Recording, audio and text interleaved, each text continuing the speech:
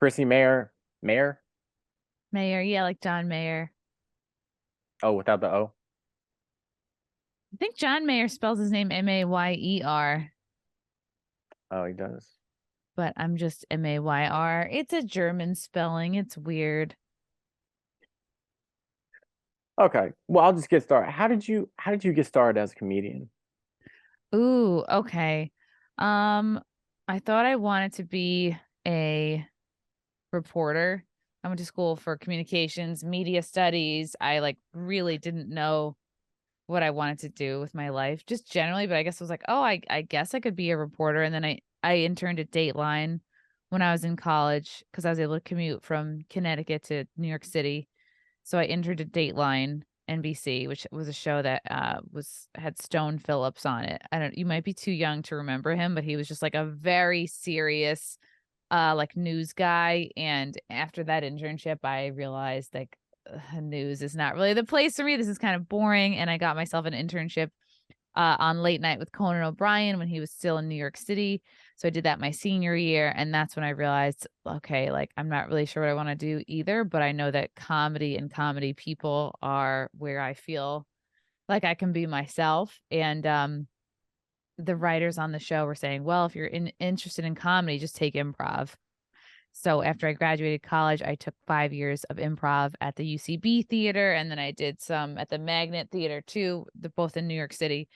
Then did a one woman show that ran for about 6 weeks at the Magnet Theater, and then I started stand up in guess what, 2010, 2011, probably 2010, and been doing stand up like ever since, and then was able to go full time about a year and a half ago. I lost my job in December of 2021 because I wouldn't get vaccinated to go back into the building where I was working. So I was like, well, I guess I'm doing this full time now. So, and started the my podcast on Compound Media. I think I pitched it 2019 and it was picked up in 2019. So that's when I kind of started podcasting, and then started my own podcast January of 2020, and I've just been trying to like keep going with it ever since.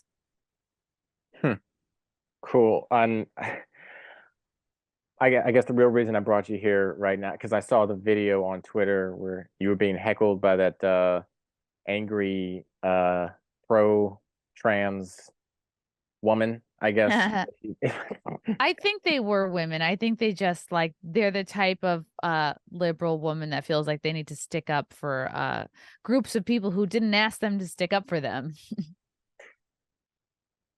Well, isn't that just like a virtue signaling Karen?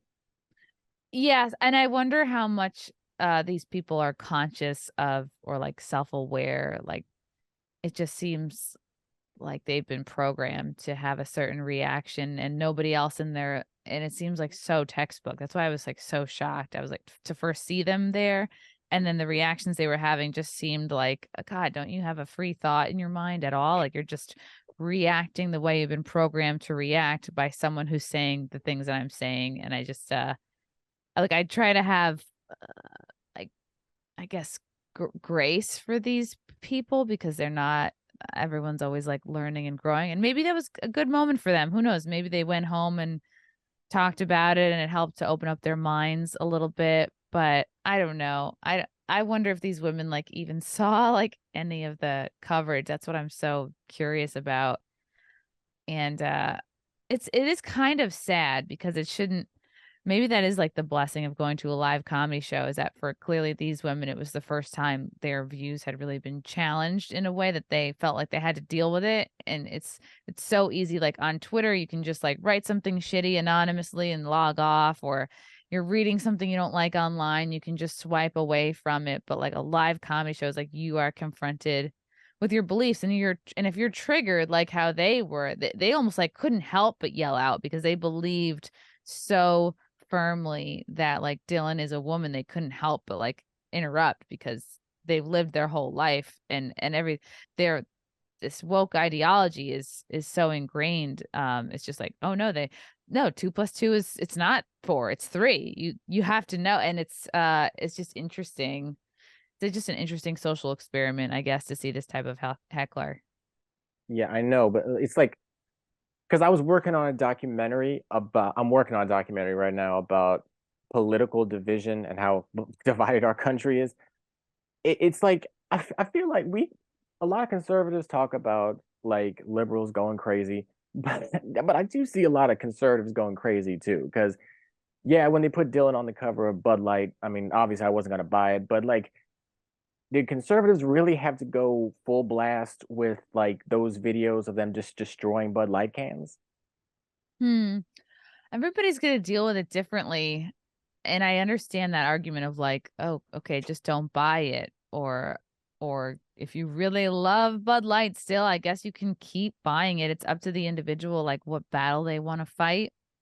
And I think after COVID, I think a lot of conservatives or right wingers or just free thinkers saw how far COVID was able to push the American public and how much they got away with. It's almost like I think a lot of us jump like to attack an issue because we're like, "Oh no, we're not gonna like we've already let our culture backslide so much, we see what's happening here. We see what narratives and what ideologies are being pushed. We see what's trying to be normalized, and I think a lot of people just aren't having it anymore. So what might seem like an overreaction is really I think people that are stepping up to save, their like, the culture they grew up with and loved, and save it for their own kids, I guess, in the future of the country. But I can see how it does look like an overreaction or like, "What's the big deal?" Or, "Just don't shop at Target then if you don't like the tuck bathing suits." Like, "Just don't buy Bud Light, I guess. Why make a big stink about it?"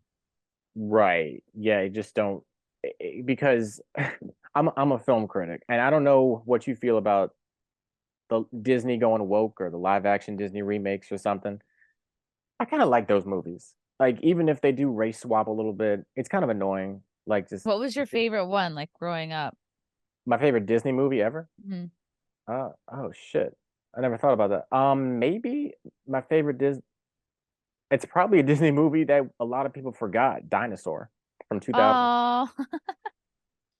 Because there are no fairies, no Disney princesses, no princess. Because it's more realistic. Because technically that did Yeah. So happen. they could re-swap your dinosaurs and you probably wouldn't even notice. You'd be like, "Oh, they're just a different color. There's dinosaurs. Cartoon Yeah, dinosaurs come in all colors." Yeah. yeah, that's true. That's true. I mean, but the thing I was trying to say is like people complain about Disney going woke. Okay, but people are still giving them money. Mm. Like, I mean, if you're Some gonna, people are. Some people have written it off. Some people have canceled their Disney Plus and stopped their family vacations to Disney World. And some people have really, again, it depends like what battles are important for you to fight as an individual. And there are a lot of people that are like, wow, I don't like to see it. But if it's a hot summer day and I'm a dad with my 3 kids, I guess I'll take them to this movie if it's that or have them, pulling out their hair all afternoon. So it really is like I think it's good to be conscious about where your money goes, and I think all the race swapping and, like, woke virtue signaling with the franchises that we all, like, know and love and grew up with, I don't I think the race swapping wouldn't be as bad if it were not also paired with this overall message of like white people are the devil, white men are the worst thing ever. Every problem that everyone has in this country is because of a white man. Like we've been hearing this message steadily for like the last 10 years, kind of relentlessly. And if you're a white person, you're like, wow, I'm just sick of everyone blaming me for all the problems in their life instead of maybe just, I don't know, taking some responsibility. And it's also like every white person that's alive now y- n- didn't own slaves. Like it's all like that's just everyone that's just dead. And I don't understand the point of taking out the past on the people that are alive today. And I just think it's a huge distraction. And ultimately we're all individuals. Our lives are determined by us. And I think it's just a huge distraction to blame your skin color on your circumstance. yeah, that's true. And I mean, and to your point, not every white person back in the 1800s owned slaves, but that's probably because they couldn't afford it. that doesn't mean they didn't. That doesn't mean they were okay with black people. Right. To be Like, fair, and it's hard to know how people felt back then because they're all dead, and I feel like probably a lot of history has been destroyed, and I think people react the way they do with the race swapping of old characters now because it's like it does appear that they're trying to like the folks in charge of our culture and entertainment, like the culture makers, the leftists typically, it does appear that they are trying to like rewrite history in many ways. Like just look at how January 6th was covered very inaccurately. it Do was. you think do you think in the history books they're going to show how many FBI informants were in all these groups? No, they're going to say it was the most violent event ever. It was the worst thing since the Holocaust and 9/11. So I think there's an overall feeling, I guess, among conservatives, Republicans, people on the right, even people that are anti-woke, like it seems like the left is trying to like rewrite history and remake culture in a more sort of Marxist way. Yeah, well, maybe in certain ways, because like here's the thing. I think the left has their own bias, but also I believe that the right also has their own bias. Is that fair to say? Of course, yeah, and there's snowflakes on both sides for sure. Right. So, and I was talking about this with this other journalist, Charlotte Kroll, and I was talking about the January 6th riot. And as I'm looking at, I mean, yeah, sure, there might have been FBI informants in the crowd, but as I'm looking at it, I'm like, I don't, is there any way to defend that? Like, is there any way to like, you were breaking into the Capitol? Like, can you really defend that? Who was breaking in? Weren't the Trump supporters breaking in? Oh boy, I feel like you're not really up to speed on it. I mean, as a person who was there, uh Okay. you can't blame ordinary citizens on there were hundreds of FBI informants and that's been proven and come out I think that's information's been out weeks or months now. uh it's been verified that there were people there like specifically to encourage others to break in, break windows, go wild. I mean, it's if you know who Ray Epps is at all, he's just one example of someone who hasn't been arrested yet, who very much antagonized. There was virtually no cop presence there that day. There were no barricades up, despite Trump wanting to order in the National Guard and have more police coverage. It was very much set up. It was very much a psychological operation used to target conservatives, anybody who voted for Trump. They want to demonize being patriotic. They wanted to demonize dissent. The establishment just could not handle that Trump won, and they've relentlessly been trying to do everything possible to make it so that he doesn't win again. And I think January 6th was just like the biggest example of like, oh, let's demonize anybody who voted for Trump, anybody who still loves this country and wants to fight for all of our kind of important values. Okay, so FBI informants, like, but where did the news? Did you hear that on Fox or was that on Newsmax or who broke that news out? I mean, it's everywhere now. I mean, I guess I can send you some articles later. Because I heard that people like said that oh, it was Antifa undercover, but well, I don't know how true that is either. There was some I could be Antifa presence there. I mean, I was at the rally that previous November and December, and I definitely saw like some Antifa presence. But I think when it comes to like sort of controlling or leading certain groups of people, like yeah, you would need basically a plainclothes FBI, you know, and that's part of the reason why they won't release the footage is because they specifically said they don't want to out the identity of their informants. okay, and yeah, because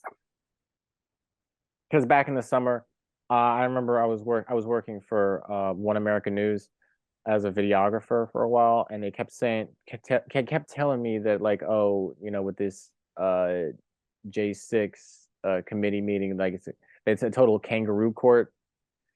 Is that true? Like they've already made their decisions? with these Who's people. made their decision? Like the judges made their decisions about like how they're going to what they're going to do to sentence these people. What specifically do you mean? I don't know. Like I gotta do some more research before I like opine on it. But I just heard like from OAN that the judge has already made and like J6 committee has already made their decisions on like these people that were arrested at the January 6th riots You mean or like how something much like that. time they're all doing? Yeah, Do you know the specifics of how much time everyone is doing? not really. I just gotta do more research on it. Oh, yeah, it just seems like overall they're punishing people just for setting foot in a public building. The charges seem really ridiculous, and I think until Tucker Carlson played that footage of Jacob Chansley basically being like escorted around, he was going to serve, I don't know what, like 12 years or something ridiculous like that. Jacob Chan. I, oh, I've never heard of that guy. The QAnon shaman, the guy who wore the horns, Jacob Oh, that was Chansley. oh that was his name. Yeah. That was his name. Shit. And it's so weird because like I Tucker guess he's Carlson, kind of a niche character. yeah, because I only remember him wearing the horns, but it's so weird because like Tucker Carlson, uh, after he got fired by Fox, it's like Fox was going on the attack on him, releasing unflattering footage about him too. Yeah, they tried, but it just came out that, well, it was just confirmed that they had to get rid of Tucker as part of the deal with that they had with Dominion because of that lawsuit. Oh, the misinformation lawsuit. Yeah. Yeah, I heard, I Do definitely you heard know that about they that. got sued by Yeah, for like Dominion and then they had to pay out like millions of dollars to Dominion? oh yeah, they because they settled out of court. Because I thought the Hmm. original suit was like $1.6 billion. And then it was like something, it was in the millions. I don't think it was in the billions what they ended up paying. It was a lot though.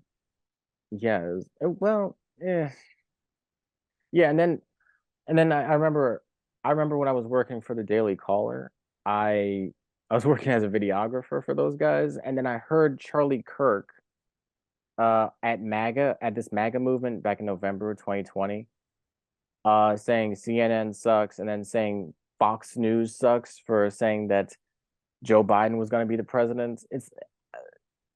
It's kind of honestly, it's kind of sort of, don't you think it's hypocritical of them that they say Fox News sucks just because they announced that Joe Biden was going to be president? Who said Fox News sucks? I'm pretty sure Charlie Kirk did. He was chanting with the other crowd saying Fox News sucks. What do I think of Charlie Kirk saying that Fox News sucks? Yeah, and they're both conservative outlets. I think people are entitled to feel how they want. I think Fox has been going more woke, especially since maybe like 2020. So I guess if anyone who's been paying attention closely, it makes sense that they would move away if someone is a true conservative, that they would move away from Fox and start maybe paying attention more to like a Newsmax. Hmm. Okay. Do you think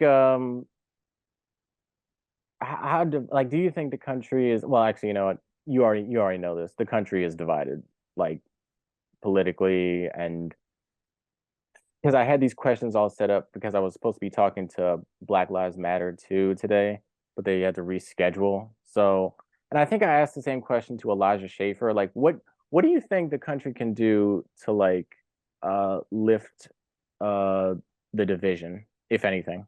Hmm. I would say whatever side you think you're on, I would say go out of your way to have tough conversations and like do your best to not be triggered because there's always something you can learn from someone who you think is on the other side. And who knows, like you might have a conversation with somebody and realize like you agree on more than you think you do. And I think that's the case. And that's what I learned from doing comedy is like we're more alike than not. And it's easy to get in like into your group, whether that's by your politics or your ethnicity or your skin color or whatever.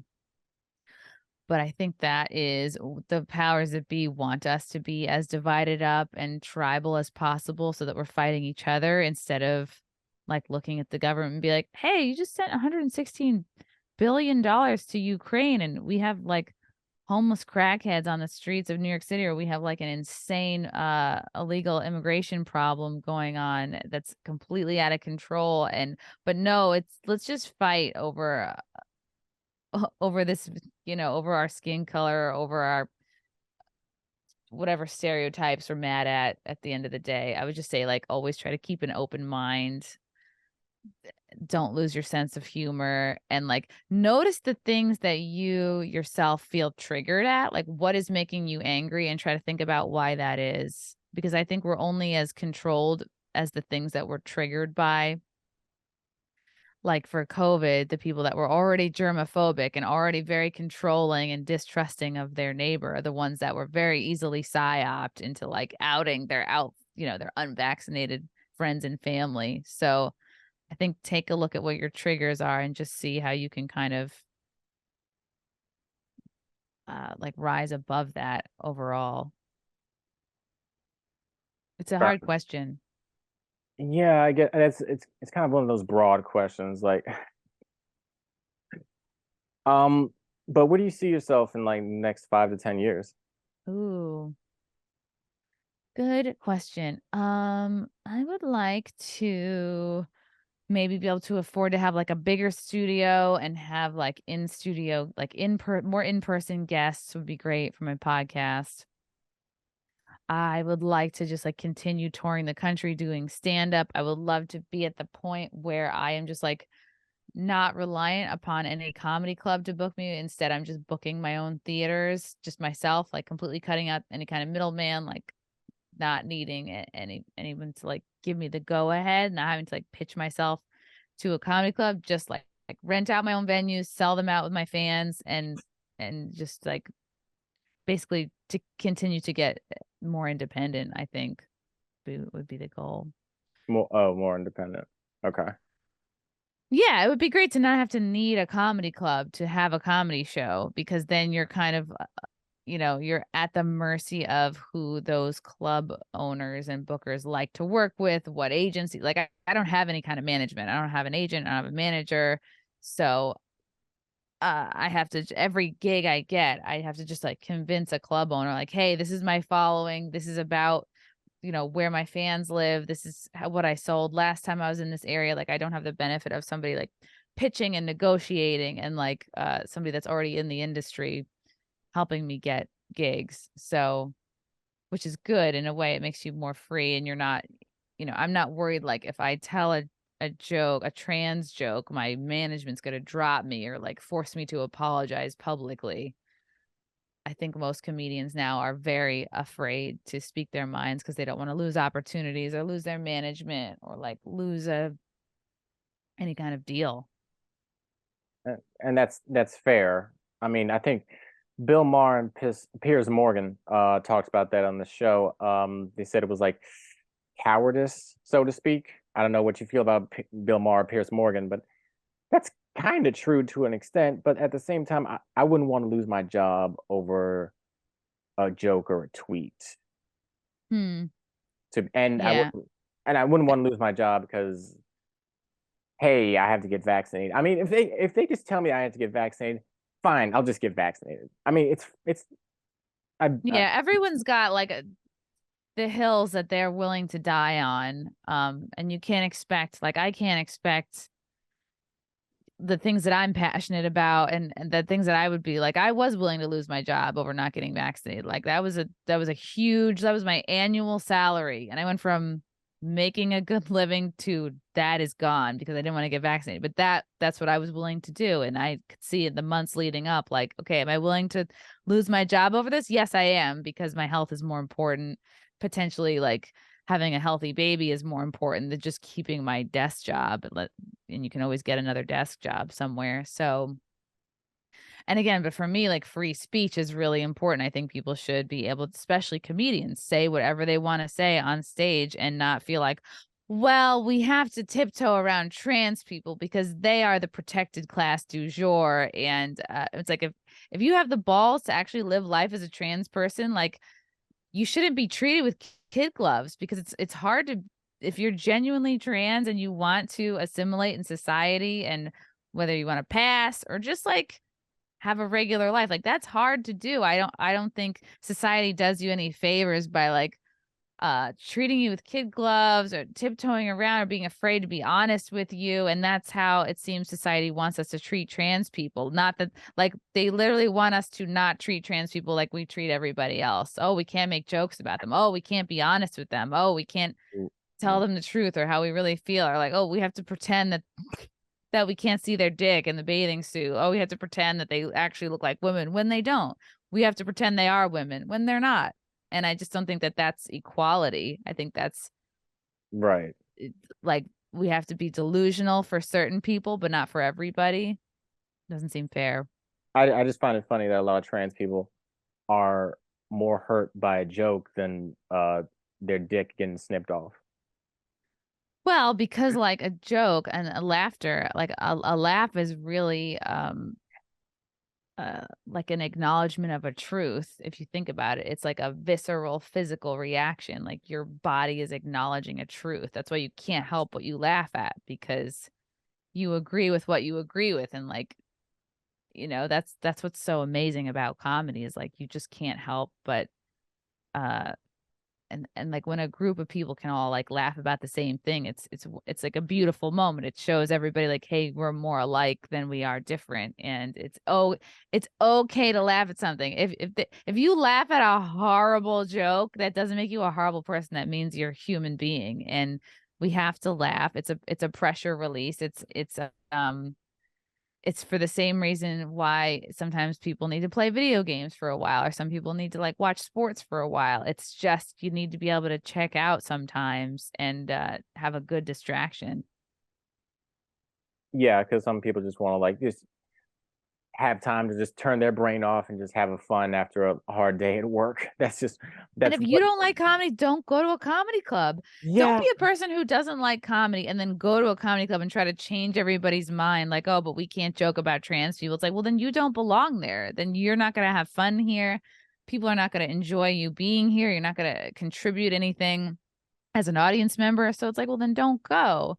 Don't like go in spaces where you don't agree with and try to change that. Well, like then create your own thing. If you're like a woke virtue signaling activist, like then go to create your own meetup. Surround yourself with like-minded people. Don't try to come into a comedy club and tell me that I'm wrong when I spent 13 years getting to this point where I'm the one on stage with a microphone and you're paying to listen to me for an hour. Like that's so arrogant. That's the most selfish thing you can do. yeah. And I remember me and my mom were at a club and we were watching Bill Maher, and Bill Maher made a joke about someone's student loans, and then some young woman yelled out, "Fuck you, Bill Maher," and then the whole crowd booed her. And then Bill was like, "Yet you drove and bought a ticket just to see me." I don't, I forgot what the joke was, but like she was just Right. so trick. She was so upset, and you can tell her student loans went into default. I forgot Right. what the setting of the joke, but it was just so. It was like a deep Because she's seated. probably going, shit, I'm totally in debt over college and she probably doesn't have a job. She probably feels very duped, like so many Americans do, like by the college system. You're promised you're gonna get this great job, that the debt is gonna be worth it, the taking out the loans is gonna be worth it. And it's like she probably is a barista. She's probably going, fuck, I didn't have to go to college. I didn't have to have my parents spend all this money, or I didn't have to take out all these loans because I'm not where they promised me that I would be at this point. And that again, like I said before, look at what your triggers are. You're triggered by the things that are truthful to you. So if you can I'm not saying you need to be an unfeeling and uh not vulnerable ever, but if you look at the things that trigger you and you try to strengthen yourself from within, then nobody can touch you. Then you're not going to be at like a 4 a.m., Twitter war with somebody. Yeah, that's always good. Mental health is important. And you seem like a very funny comedian. I guess I've seen some of your stuff. Ugh, I what comedian. I don't or understand whatever. why people say comedian. Probably the same reason that people say actor or actress. It's different. Comedian is a comedian. Like, I don't know. I think when someone says comedian, it like shows me that they're not really into comedy that much. Well, I'm sorry. I was just trying to be. I guess I was trying to be woke-ish. Okay. But I feel like you. Have you ever thought about auditioning for Saturday Night Live, or is it too? Have I ever thought about auditioning for Saturday Night Live? I don't think it works that way. I think if I mean, I was in a position to be probably scouted for SNL when I was at UCB. Um, how many years ago is that now? Like, wow, I was at UCB like what, 2006, 2007. So that might have been the time in my life where I could have been scouted for SNL because they did kind of like look at the pool of improv talent at UCB. I think I think SNL, they hire exactly who they want to hire. They hire a very similar, like everyone who works at SNL, in my opinion, all have the same voice. It's not a place for diversity of thought. They want somebody liberal, somebody at Ivy League school. You have to be connected. You have to already know people who are working there, and they look for a very specific type of person. And based on what I think that type is, they would not be interested in me for the same reason why they had to fire Shane Gillis right away after they hired him. And then somebody outed that he was on a podcast and he said the word chink. And like, and they had to like make a big to do over firing Shane Gillis over that, who was funnier and more talented than anybody on that show currently. But again, like their woke values were more important than actually having diversity on their show. To be fair, because I think I did hear Shane Gillis say that, and I heard some context. It was like, I don't know. It was like that's. I think that was just like a PR move for NBC though, because To what? To fire him? yeah, to fire him. Because like if they see that they hired this guy that said this racial slur, then like I'm pretty certain that ratings would probably go down. I mean, if I'm in the headspace of the NBC, like maybe, I mean, maybe it was the best PR move. I mean, just saying. It was So you not, think they did the right thing? I mean, if I were an Asian person and I were okay, well, then I'd have to look at like how many Asian people or how many. You don't think context matters? You don't think the fact that he was on a comedy podcast and he's a comedian factors into how offended you're going to be at that? And it's not even something that's said directly to you as a person. It's Well, I think didn't he say like, oh, you got to watch out for the chinks or something like that, or something? It was like, I mean, was he? he didn't say it Was he on making a SNL. He said it as part right? of another podcast and a comedy podcast because he's a comedian Right, I remember that. and he was doing like a bit of an act out, I think. He was trying to make his friend laugh. It's not like he was trying to make a Chinese person feel bad. Like, I think context really matters before someone decides to get offended or not. Yeah, the thing is, I think when NBC was going making that decision, like they had to think about like how people from all sides were going to view that, and if it's the PR move to do it, it's like, I mean, I don't, like your hands are tied at that point. It's like, I mean, just from my perspective, I'm like somewhere down the middle, right? Mhm. Because like I I was mean, yeah, like, clearly they did it. It was a conscious decision. They probably had lots of meetings over it, and they did what they thought was best to do for their business. I think it's just unfortunate that when it comes to like a comedy show, SNL, which used to be like one of the best shows and hilarious with the best talent, it's now become more important to NBC to virtue signal and play it safe than to have the best talent possible working for them. And it shows in the quality of their show. It's why the show is tanking and probably going to end soon. well, I don't think it's going to end soon. I think that's like an institution on NBC. I give it like I think they're going to be out after their 50th anniversary. Really? 50? How they've been on since 1975, 50. I give it like maybe 20 more years. All 20, right. 20 more years. We're taking our bets now. I mean, because I too have said jokes that have ruffled a few feathers. Ooh, Um, give me one. okay, okay. I'm looking at the time left. I got 4.5 minutes left. Okay, just okay. This is a joke I got from someone else. Okay. But just remember, I'm black and Jewish, so I can say this. Oh, okay. I couldn't tell. Thank you for telling me. Okay. A white man is walking along the desert. He spots a genie's lamp. He picks up the lamp, rubs it, out pops a genie. I'm a genie, you have 3 wishes. His first wish, he wants a giant mansion. The genie gives him a giant mansion. The second wish, he wants naked women run around his mansion. The genie gives him naked women run around his mansion. But the third wish was strange because the genie had never heard of a request like this before. Why would he want to be hung like a nigger? Oh, like in his pants. Yeah. Yeah. Then what happened? Did he get it? Did he get his wish? Yeah. Well, I mean, people usually laugh after that, but they usually. I, It's cute. It's very cute. Yeah. I never heard that joke be cute before. I've It's a never. cute joke. It's like a street joke. Yeah. Yeah, it's definitely a street and cute aren't the same exactly. A street joke is like a very common, like it's an unoriginal joke, basically. It's like a something that you've heard, like old men say to each other at the bar, be like, "Oh, did you hear this?" And it's like it's clear that they didn't write it themselves. Like a street joke. Oh, do you have a racy joke for me? A racy joke? Just I have a street joke. Okay. If okay. mothers have Mother's Day and fathers have Father's Day, what do single guys have? Palm Sunday.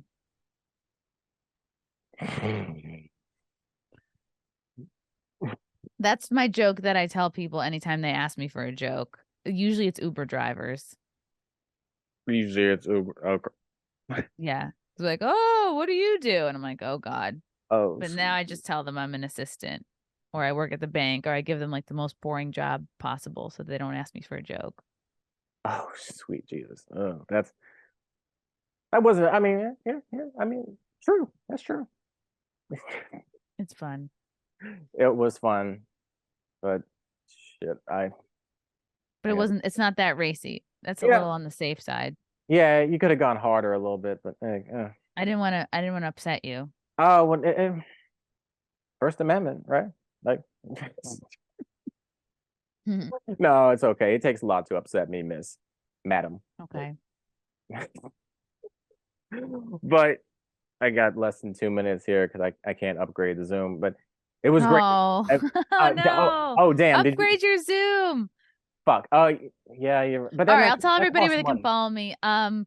Follow me at Chrissie Mayr on Twitter, Chrissie Mayr Pod on Instagram. I have a show called The Wet Spot Monday, 7 p.m. Eastern on compoundmedia.com. I have a show every Sunday at 9 p.m. Eastern on my YouTube channel, Chrissie Mayr, Mayr. Also, every Friday, you can watch me on Nerdrotics YouTube channel. A show's called Friday Night Tights. That starts at 4 p.m. Eastern.